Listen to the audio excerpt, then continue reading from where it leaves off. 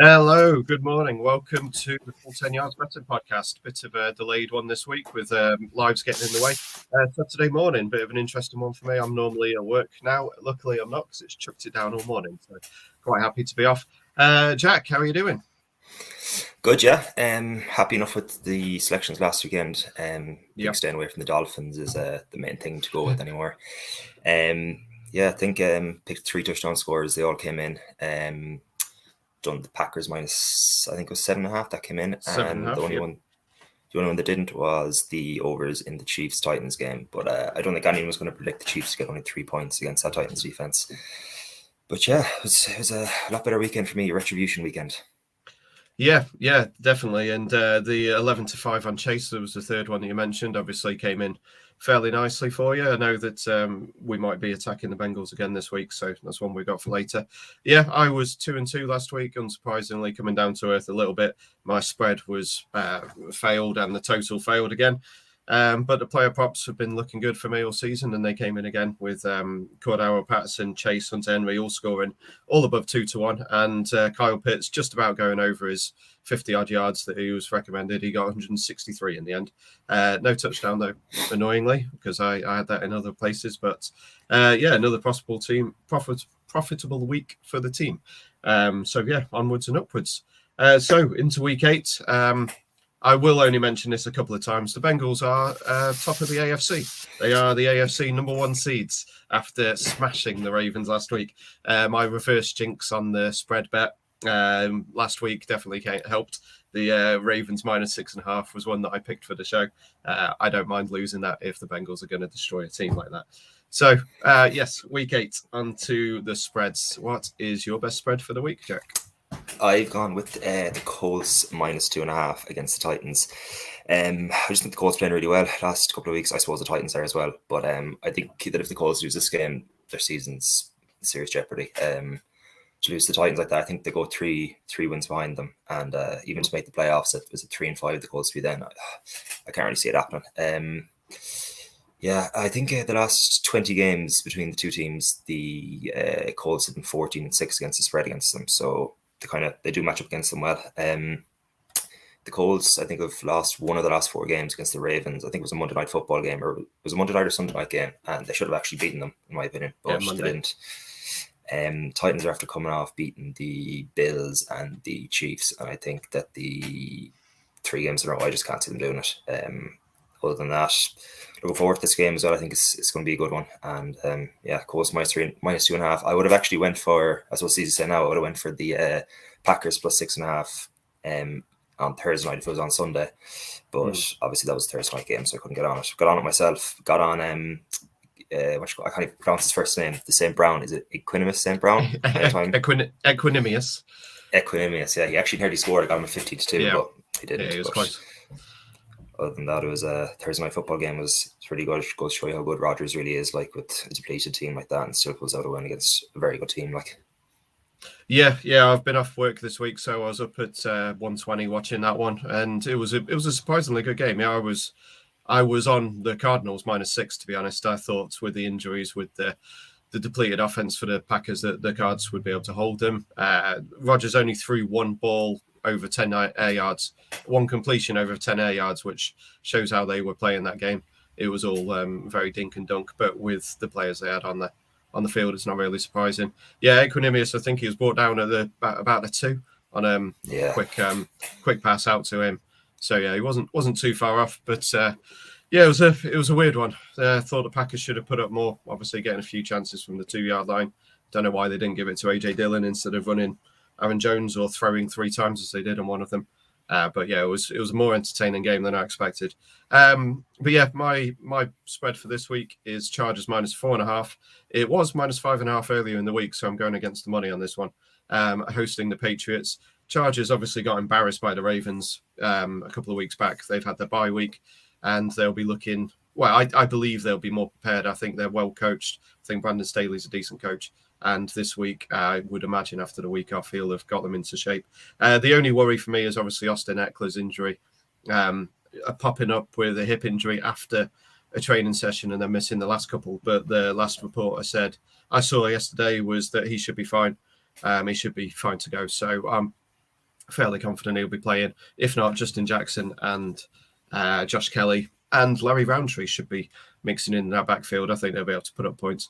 Either way, Justin Herbert, he lost 45-0 to the Patriots last year, the worst performance of his young career. Bill Belichick messes up rookie QBs. I think he'll come back this year and be a lot better. Mike Williams obviously has been putting up a ton of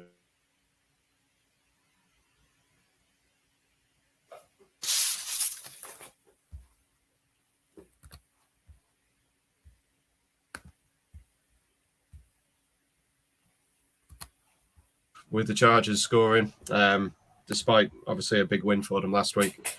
So yeah, I've got the Chargers -4.5. There was a few spreads this week that I thought were a little, to be honest, derogatory to some of the teams. The Seahawks only 4-point favourites against the Jags. I thought that was a little harsh on them, even with Geno Smith basically saying that the Seahawks are only a couple of points better. Yeah, they're not great this year, but it's the Jags. I think they should be able to beat them. And the Eagles -3.5 at the Lions. I know the Lions have been keeping things close, but they've lost every game. To be only 3.5-point favourites, I thought was a little bit derisory to the Eagles. But again, I get it. The Eagles haven't been good this year. So yeah, my one for this week is Chargers -4.5. Jack's is Colts -2.5. Jack, what is your total bet? My total bet is actually the Dolphins against the Bills over, I think it's 48.5. And I think the Bills could hit 40 against the Dolphins.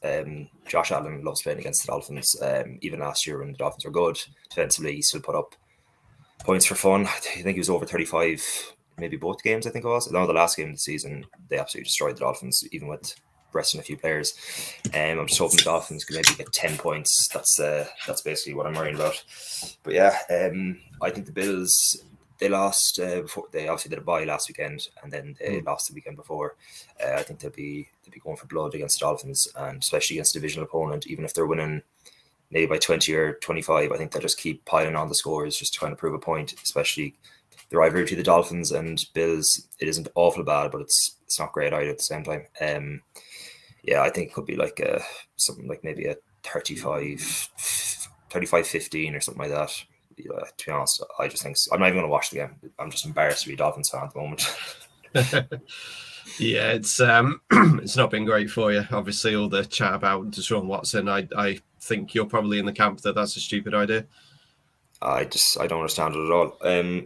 Like the games that I watched the Dolphins this year when Tua was playing, he's been pretty good. He's made a few mistakes, but like I think he's not a bad quarterback. Like there's definitely other units that need improving as opposed to Tua, and trading for someone who's got all them charges against him. To be honest, it'd put you off following the franchise. If they do it, but I don't know. Hopefully, it's just all talk.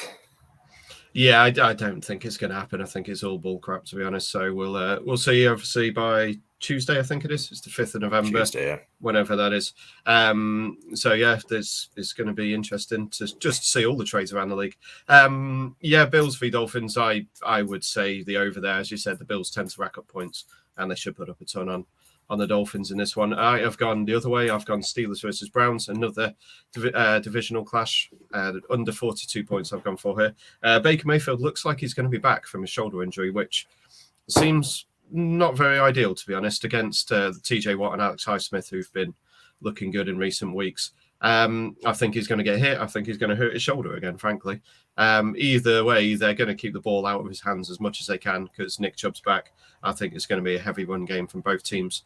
It looks like the Steelers' offensive line has finally got the stuff together, and they obviously had a decent run game the other week. So I think more than likely it's going to be both teams trying to promote the run, keep the ball out of their quarterback's hands. And that means long drives. It means the clock ticking. It means low scoring. So I've gone for under 42 in this one.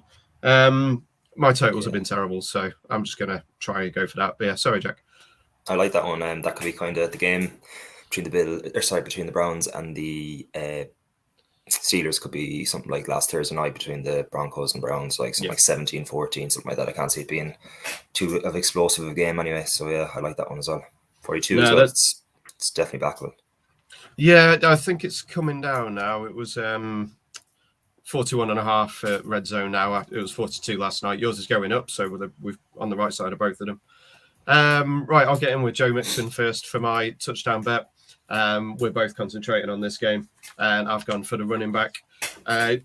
Obviously, last week was a heck of a result for the team. I think they should be on a high. They do have the Browns next week, so my one worry is that they're looking ahead of the Jets with Mike White on this one. But Joe Mixon scored 5 on the season. He's had the second most rushing attempts of anyone in the league. I think he was third in yards, I believe. I think the Jets are going to get run all over, frankly. The Jets' corners have actually been mildly good this year. I don't know whether that's more because teams have been able to run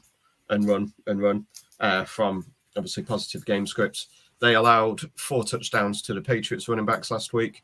JJ Taylor notched up a couple at the end of that game. Damian Harris and Brandon Bolden both scored. So, yeah, I'm taking Joe Mixon at plus money, which I thought was surprisingly 11-10 on Paddy Power for him. And Jack, you've gone for this game as well?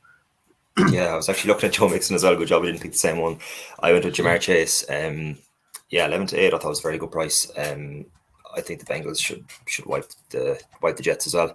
The only thing I'd be worried about is that they'll be so far ahead, maybe by the third quarter, they'll just stop throwing the ball and keep handing it off, as you said. But 11-8 for Jamar Chase is very good value. Every time I watch him, he seems to be getting better and better. He's definitely favored for offensive rookie of the year. I think he's about 8-11, is he? And yeah, they usually give it to a quarterback, but I think he's been by far the best offensive rookie this year. Been the best rookie in general, really. I just don't think the Jets will be able to cover him. I know you're saying the cornerbacks have been okay this year, but I don't think anyone's able to cover him at all, even in the league at this moment.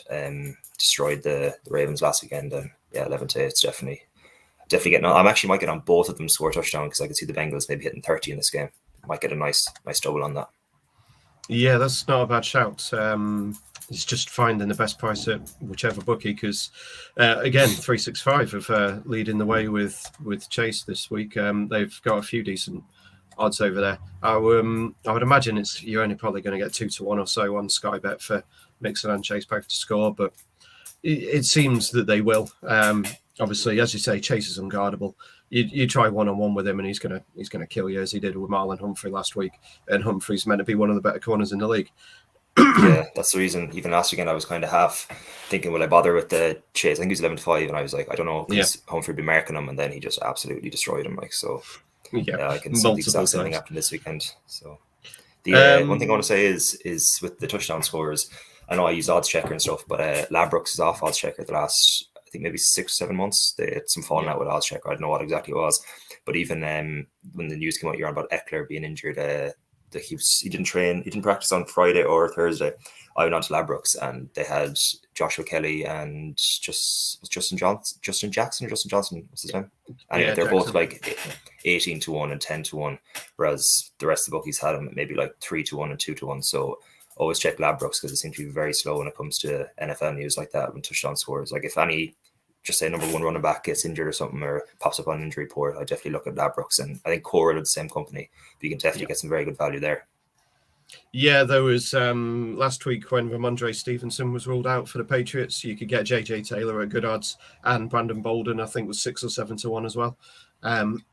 Both over on Ladbrokes, so yeah, there's definitely worth looking there. It's annoying because I'll be honest, I generally just go to odds checker just because it's so much easier. But if you have the time to actually look around and you know full well that Ladbrokes and Cobbles are going to be slow, then they're definitely one to keep open at 3:30 this week on a Sunday afternoon. That's something I probably should have mentioned at the start, is all the games are an hour earlier this week, the 1 week of the year where we get it at a bit more favourable time.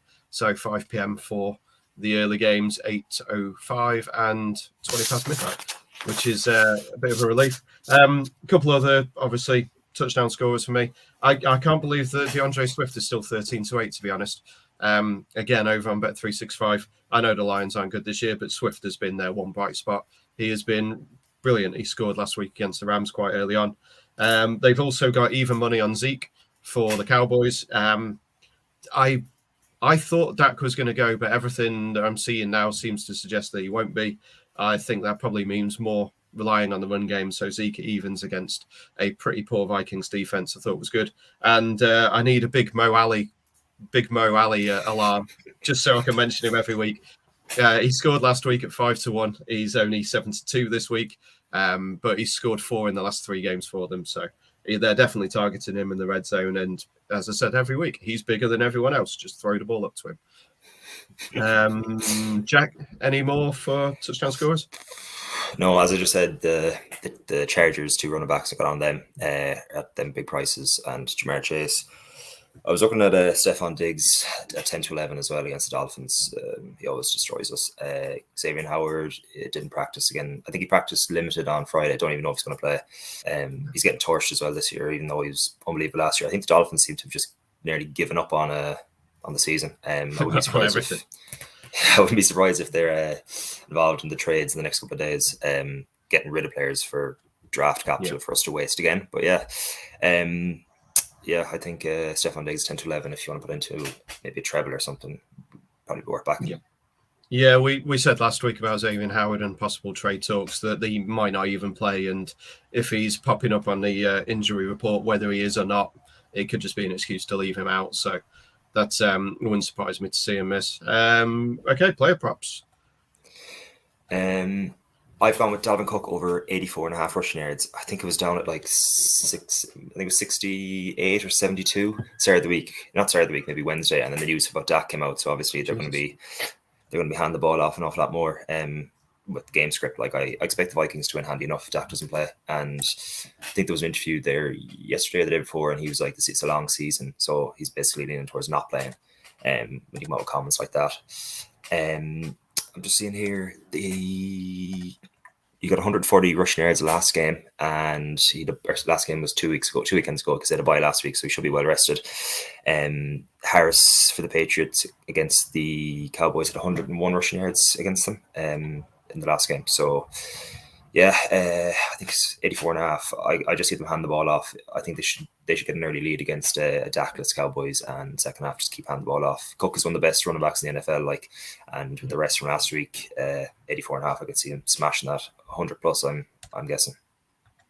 Yeah, can't argue with that. As you said, he's one of the best in the league, and if they're grinding out, if they're grinding out win, then he's going to get a lot of the ball. And yeah, I love Dalvin Cook. I think he's probably the best running back active at the moment. Obviously, I'd still have him behind Christian McCaffrey, but what he can do from the backfield is brilliant. We're on the ground and through the air. My one, I've gone for following on more tight end talk after Kyle Pitts last week. I actually had a couple listed this week, which the first ones I look at are Pitts, Gesicki, and this one today. It's Tyler Higby, over 39.5 receiving yards. They go up against the Houston Texans, who've been killed by tight ends this season. They're giving up the 8th most yards to the receiving tight ends, 67 per game, I've got written down here.